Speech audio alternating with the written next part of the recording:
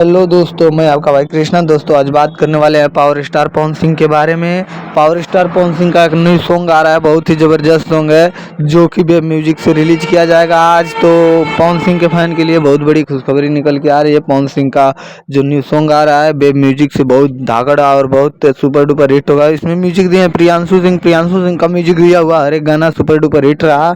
तो इससे अंदाज़ा लगाया जा सकता है कि प्रियांशु सिंह का दिया हुआ हर एक म्यूजिक जब सुपर डुपर हिट होता है तो ये गाना जरूर सुपर डुपर हिट होगा। तो एक चीज़ मैं बता दूँ, इसमें लिरिक्स है प्रियांशु सिंह का, जिस सॉन्ग का नाम है ओहो राजा।